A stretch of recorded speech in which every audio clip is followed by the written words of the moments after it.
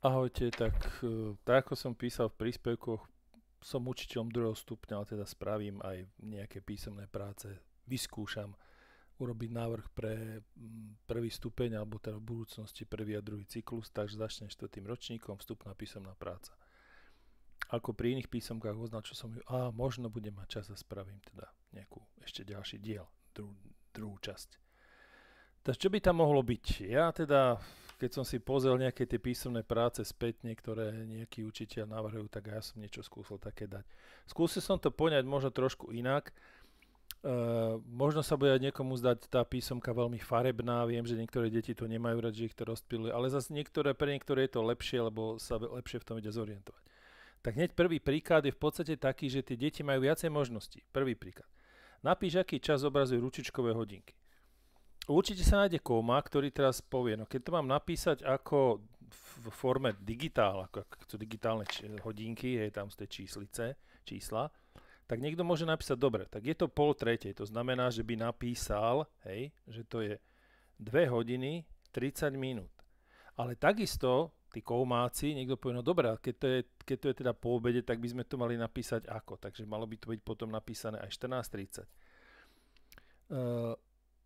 Keď sa tie deti budú pýtať, ja im väčšinou poviem tak, že pri tých písomkách nepýtajte sa ma na to, lebo aj keď robia testy, tak nemôžeme im nič poradiť, aj keď sa chcú niečo opýtať. V podstate tie príklady sú častokrát postavené tak, že možno majú aj viacej riešení, ale nie je to tam nejak explicitne dopredu dané, že pozor, táto úloha má viacej riešení. Takže nechajte na nich, aj v bežnom živote máte častokrát, že úloha má viacej možností, ale neviete to dopredu.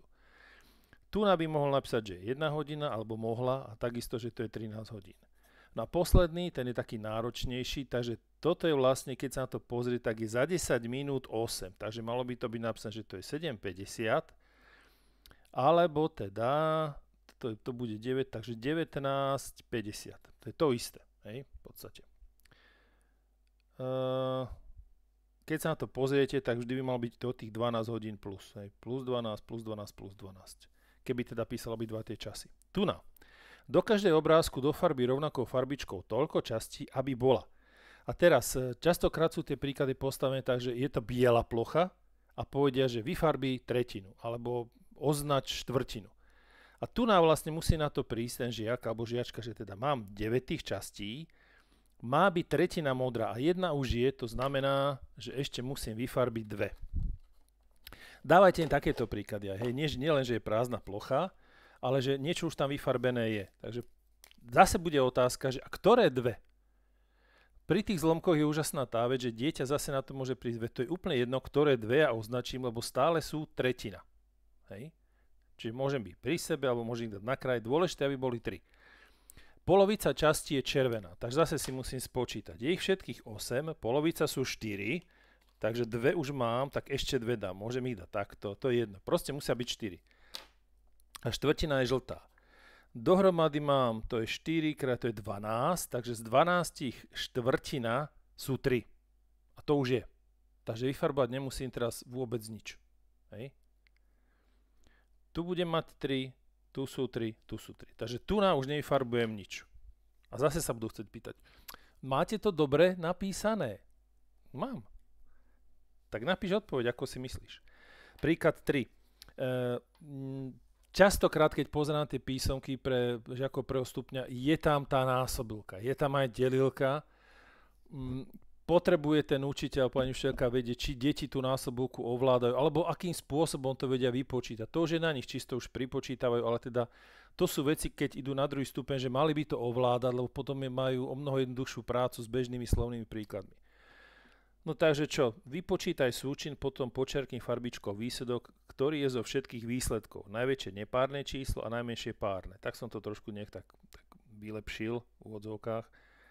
Takže to je 20, 42, 72, tu je 56, 45, 18, 27, 16, 49. A teraz čo mám na najväčšie nepárne číslo? Takže najväčšie nepárne číslo, čo tu máme? Nepárne je 49, 45, takže najväčšie nepárne je tu z týchto výsledkov 49, to mám označiť modrou, najväčšie nepárne a najmenšie párne tu je párna je 20, 18, 16, takže najmenšia je 16, to mám označiť červenou. Dobre, tak. Ideme ďalej. Dal som viac tých príkladov, to je strana 3, počkajte, strana 4. Vždy v tých písomkách je nejaké zaokrúhľovanie. Opäť nemám veľmi rád, keď je nejaká obrovská tabulka, teraz tu na ľavej strane ja viem 10 čísel a tu je napísané v prvom slobčeku. Zaokrúhli na desiatky, zaokrúhli na stovky, zaokrúhli na tisícky. Lebo v podstate, keď to vie, tak tu už je z toho mechanická nejaká taká činnosť a častokrát to stratí ten účel, ktorý sme vlastne, deti vedia zaokrúhľovať. Takže ja som to dal takto.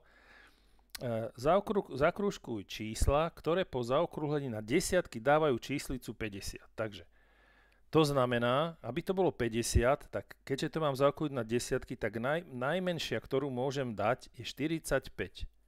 44 už na 50 nezaokrúhlim. A najväčšia, ktorú môžem dať, je 54. Keď bolo 55, už to zaokrúhlim na 60. Takže keď si to ja takto poznamenám, tak potom to už je brnkačka. Nie, nie, nie, nie, áno, áno. Tieto dve. Teraz na stovky má byť číslo 700. Takže najmenšie číslo, ktoré môžem napísať, bude 650 a najväčšie bude 749. V tomto rozmedzi môžu tie čísla byť. Ako náhle by bolo toto menšie, že 649, už sa to zaokrúhli na 600 dole. Ako náhle by bolo toto 750, už sa to zaokrúhli na 800. Takže pozerám, 751, to už je veľa, 800 je vedľa, 680 je OK, 649, to je to posledné, ktoré môžem, a ešte to nebude 700. 650 áno, 749 áno. A teraz na tisícku, takže tu je ten istý postup, keďže to mám zaokrúhliť na tisícky, takže najmenšie, ktoré môžem dať, bude 400, koľko? 400, počkajte, najväčšie bude 1500, to bude najväčšie, ktoré môžem dať, a najmenšie bude 499. Ako náhle by tu už bola 5, tak už to zaokrúhlim, už by sa to zaokrúhlilo na... Toto ešte zaokrúhlujem dole, takže od 500, vidíte, teraz som sa domotal, ja toľko tu kecam, takže od 500 po 1499, takto. Tieto čísla, keď zaokrúhlim v tomto rozmedzi, tak to ide na tisícku. Takže toto není, toto je, toto nie je, toto je v tom rozmedzi, toto je veľa a toto je v tom rozmedzi. Dobre, tak vidíte, tu som sa sám zamotal. Takže dávajte im takéto príklady, alebo nech oni vymyslia ten príklad. No, príklad 5. Na obrázku sú 3 stavby z kociek. Môžu byť, nemusia byť. Miško postavil veľkú kocku. Koľko kociek musia doložiť Peter a Juraj do svojej stavby, aby mali rovnakú kocku ako Miško. Takže tie farby som nechal rovnaké. Tu je dôležité, aby tie deti prišli na to, že tých kociek je 27. Ľahko im pomôžete tak, že poviete mu, že koľko kociek je v jednej vrstve. To sa aj ľahko spočíta, aj keď s tým majú treba z niektoré problémy, tak si pozrie, aha, tých kociek je 9. A koľko máš tých vrstiev? 3, takže tých kociek je 27. No a teraz je dôležité, aby vedeli zrátať, koľko tu nám majú kociek v tejto danej stavbe. Niekto to ráta tak, že si ide takto v podstate akože po radoch, niekto ide zozadu, to je to na vás. Takže ja pôjdem takto po radoch, tu ich mám 5, v tomto sú 3 a tu ich mám 3 a 3, tu ich je 6. Takže dohromady 5, 3, 8 až to je 14. Tu je 14 kociek. Skúsim to ešte z boku, či som sa nesekol. Takže tu mám 3, tu sú 2, tu je 5 a tu ich bude 6. Takže to je 11, tu ich je 14 takisto. Skúsim zozadu. Zo zadného radu tu ich je 6 a 2 je 8. Z tohto radu sú 4 a spredu 2. Sedí vec. A teraz z boku, tu ich je 6, takže tu ich je 7, v tomto rade ich je 5 a tu sú 2. 14, OK. Takže v obidvoch je 14 kociek, aj keď tie stavby vyzerajú inak. Takže odpoveď je, že tento musí doložiť 13 kociek, aj tento musí doložiť 13 kociek. No, príklad 6. 3 z uvedených čísel majú číslicu na mieste tisícok o 3 menšiu ako číslicu na mieste desiatok, pre ktoré číslo to neplatí. Takže, keď už prídu na ten princíp, tak je to ľahké, lebo si povedia, že tak tisícky sú toto číslo a desiatky sú toto číslo. No teraz už vždy je dôležité, aby si našli nejaký systém. A teraz už to je ľahké, takže Tisícky majú byť o 3 menšie ako desiatky. Toto je, 2 je o 3 menšie, 4 je o... Toto je o koľko? Toto je o 5 menšie a toto je o 2 menšie. No, takže ja to budem musieť, vidíte, toľko som vymýšľal, že som to dal zle. Takže ja tú písomku potom opravím tak, že tu bude číslo, dobre, vy už budete mať tú opravenú pre tie deti, že tu bude 4, 8, 7, 1. Dobre, takže táto posledná bude zle a táto bude dobre. Dobre, toto musím zmeniť. Toľko som na tým špekuloval, že som to dal naopak. Takže mám byť, aká podmienka, že na tisíckach o 3 menšie. Tu je o 3, o 3, o 3. OK, takže toto ešte opravím. Teraz by sme mali mať strana, to bol príklad 6, 7. Vypočítaj podiel a potom počerkni farbičkou, pardon, zase výsledok zo všetkých výsledkov najväčší, nepárne, najmenšie párne. Takže tu máme 3, 4, 8, to je 9, 5, 7, 2, 10, 6. Čo mám spraviť? Mám. Modrou najväčšie je nepárne. Najväčšie nepárne je 9. OK? Alebo počiarkni teda. A najmenšie párne je 2. Dobre. No, príklad 8 je zlý. Áno, viem, mohol som to dať nejak inak. Je to taký typ, ktorý býva napríklad aj na tých testovaniach medzinárodných. Že nie je ten príklad tak prvoplánovo postavený. Takže pozrime sa na to. Už textu je veľa, takže no čo s tým? V tábore bolo 41 detí, všetky boli ubytované v stanoch pre 2 alebo 3 osoby. Všetky stany boli plne obsadené. Koľko bolo stanov pre 2 osoby, ak stanov pre 3 osoby bolo 7? No takže, keď si to nakresia, tu spia 2 deti, tu spia 3 deti. Väčší stan, tento je myslím pre 3. No a my vieme, že tie stany sú buď pre 2, alebo pre 3. Iná možnosť nie. A vieme, že všetky stany sú plne obsadené. A vieme, že tých stanov pre 3 osoby bolo 7. Takže keď je to krát 7, to znamená, že 21 detí bolo ubytovaných v stanoch pre 3 osoby.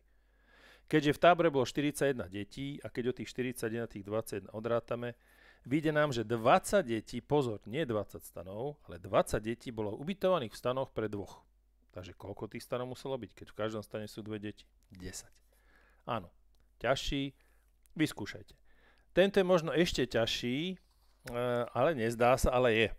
Aké číslo je oranžový bod? Takže máme tu, väčšinou keď sú tieto príklady tak postavené, tak je to urobené tým spôsobom, že ozaj tie vzdialenosti sú rovnako veľké pre tie deti, nemusia to merať. Takže máme tu číslo 3120, potom sú tu nejaké 2 body a tento bod je 3240 a majú zistiť, čo je tu. Tak teraz si uvedomia, túto vec si musia uvedomiť, to ich často mýli. Sú tu síce 2 body, ale sú tu 3 vzdialenosti. Takže aká je vzdialenosť týchto 2 bodov? Tak 3240 minus 3120, keď to odpočítame, to je 120. To znamená, že toto je 120. Hej, táto vzdialenosť je 120. Je rozdelená na 3 časti, takže toto je 40, toto je 40, aj toto je 40. Tak už potom je to jednoduché. Buď od tohto odrátajú tú 40, takže to bude 3200, alebo si povedia, tu prirátam 40, aj tu prirátam 40, takže v podstate pripočítam k tomuto číslu 80 a takisto dostanem tých 3200. Budú povedať, že to je ťažké, skúste. Možno na to prídu nejaký. Dobrým, nedávajte to na známku, nech si vyskúšajú. Určite budú mať jednoduchšie tie príklady. Takisto bývajú častokrát príklady pre deti, kde majú vedieť poradie počtových operácií. Ja som to zase postavil tak, že je tu napísané, že nájdi nesprávne výsledky a oprav ich. Toto je tak hnusný typ príkladu, pretože aj bežný človek, smrteľník tak ako ja, teraz nerátam deti, hej, urobí čo? Počkaj, nebudem to rátať, ale začnem špekulovať. Aha, tak keď výsledky, tak asi 2, tak ktoré by to mohli byť? A toľko budem nad tým špekulovať, že aj tak keď si tipnem, tak aj tak to budem musieť overiť a zbytočne mi ujde čas. Takže im povedzte, keď majú takéto príklady, nech nešpekulujú. Nepozerajú na výsledok, vypočítajú si to a potom to porovnajú. Za ten čas, čo som tu kecal a toto vysvetľoval, vlastne mi ušla minimálne nejaká minúta skoro. Hej, takže tu si musia uvedomiť, že nemá význam tipovať. Neoplatí sa to. Takže poďme na to. 114 minus 9 krát 9 je 81. O tom vyjde koľko? To máme 3, 9, takže to bude 33. Takže to je zle. Mám napísať, že to je 33. Ten je zle. Teraz je 45 deleno 5 plus 4. Tu som bol špina, lebo keď to urobia zle, si povedia 5 plus 4 je 9 a 45 deleno 9 je 5. Takže to je dobré. No nie je to dobré, pretože delenie má prednosť. Takže 45 deleno 5 je 9 a 9 plus 4 je 13. To je zle. Teraz musí vedieť, že najskôr musí vyrátať zátvorku. 12 minus 7 je 5, 8 krát 5 je 40. To je korekt, to je správne. No a v takýchto prípadoch, to im povedzte, že tu sa ide tým spôsobom, že idú jednoducho jeden za druhým. Ak tam nie je nikde plus, mínus, idú normálne po poradí. Takže 48 deleno 8 je 6, 6 deleno 2 je 3 a 3 krát 5 je 15. Fú, tu som bol špína, takže dobre bol len jeden. Potom som dal takýto príklad, v tej písomke potom bude toto čiernym textom, nemusíte sa báť, že to nejak zvýraznené, že čo sa stalo. Ale bol som hnusák, lebo som to poprehadzoval. Väčšinou to majú napísané v tom poradí, tisícky, stovky, desiatky, jednotky, ja som to tu domotal. Takže Zlatko popletol poradie. Dokážeš napísať čísla, na ktoré myslel, takže mal na mysli, tuto mám 9 tisícok, takže to je 9 tisíc, 4 desiatky, môžu to napísať aj takto pod seba, to ma teraz napadlo, kľudne by to mohlo ísť za 500, takže to je 500, takže malo by to byť 9540 toto číslo. Teraz, to je super. 600, to je 600, 1 tisícka, OK, a 7 jednotiek. 1607. Jej, super. Nikdy som takto nerobil. Určite to niekto robil, ale ja nie. Vidím, zase mi to praktickejšie. 5000, 3 jednotky, 200. Takže to je 5203. Super. No a čo tu máme? Dvojku, 2 jednotky, 800, takže to je 800. 6 desiatok, to je 60 a 5000, 1, 2, 3, takže 5862. Luxus. To bol príklad 11. No a ešte tu máme takéto, ešte som tam doplnil, nejaký slovný, ešte taký, lebo väčšinou oni by mali vedieť také príklady, že mal o toľko viac, mal o toľko menej, mal toľkokrát viac, mal toľkokrát menej a potom je otázka, že koľko mali spolu, alebo koľko traja mohli mať spolu a podobne. Takže tu je takto. Princezna Brunhilda má za priateľa draka. Ona má 13 rokov a drak je o 79 rokov starší. Koľko rokov majú spolu? No, takže tu máme Brunhildu. Brunhilda má 13 rokov. Drak o 79 viac, takže 13 plus 79, o toľko rokov je starší, však drak sa dožíva vysokého veku, to vie každý. Takže tu máme 12, jedna mi zostala, takže to je 92 rokov má drak. A otázka je, koľko majú spolu, takže 13 plus 92, to vyzerá, že to je 105. Takže 105 rokov. Takisto tam bývajú príklady, kde deti majú urobiť porovnanie menší, väčší, rovný. Trošku som to zase skomplikoval, to znamená, najskôr to musia vyrátať, až potom napísať to porovnanie. Takže 51 minus 17 to máme 4, takže to je 34 a toto bude 51, takže toto je väčšie. Počkajte, to je nie 51, blbosť. 42, čo trepem, 42, ale aj tak je to väčšie, dobre. 63 a 17, to je 80 a toto bude 93 a to je 80, takže tu je to rovné. 75 minus 47 to máme 8, takže to je 28 a toto bude čo, 36 a 15 to je 51, takže toto je väčšie. 46 a 29 to máme 60, to je 75 a toto je 91 minus 18 to máme a 3, 73, takže toto je väčšie, hotovo. No a posledný, na obrázku sú 3 úsečky. Odmeraj ich a zapíš veľkosť v milimetroch. Nájdi stred najdlhšej úsečky a po C narysuj úsečku, ktorá bude 3-krát tak veľká ako najkratšia úsečka. Tu si to budete musieť preveriť ako rodičia vy, pretože veľmi závisí od toho, ako máte tlačiareň, ako vám to vytlačí, takže ja sa to pokúsim zmerať môjim pravítkom, toto vyzerá, že je 70, no počkajte koľko, 71, takže AB je 71 mm,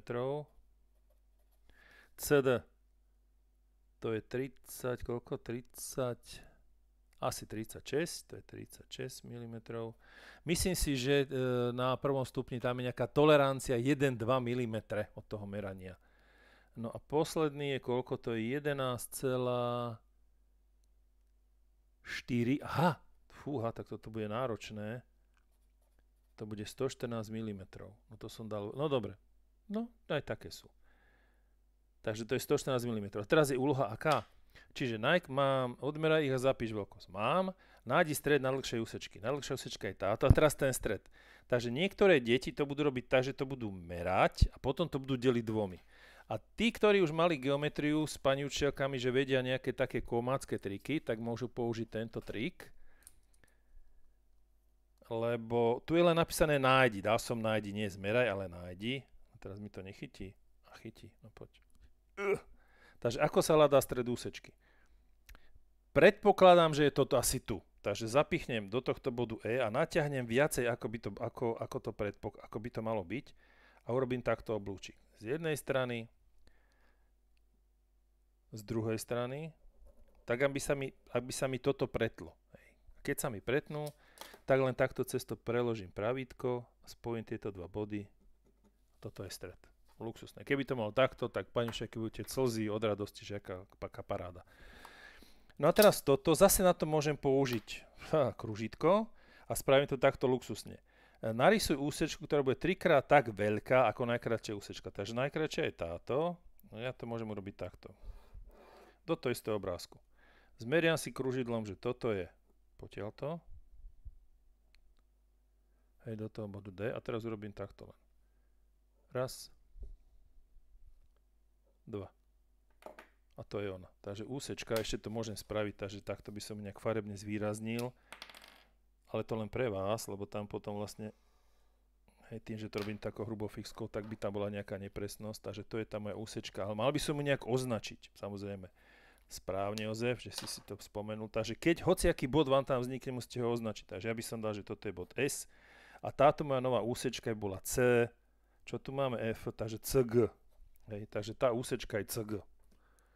Nemal som ju zmerať, mal som to len narysovať. Takže keď to takto pani Ščepka ujde o panu Ščepovej si OK. No išiel som trochu zrýchlene, pretože tam boli určite také príklady, ktoré ja rátať nemusím. Hej, že v podstate to viete v pohodičke skontrolovať, skôr som riešil tie veci okolo toho. No dajte deťom, ak som sa tam sekol a oni na to prídu sami a budú takí, to mal zle. To je super, to znamená, že to prepočítali a našli chybu. Tak dúfam, že to trošku pomohlo, že som mu nedal moc náročnú, že neviem to odhadnúť časovo, nerobím vám takéto písomky pre prvý stupeň, ale však vyskúšajte, uvidíte. Majte sa.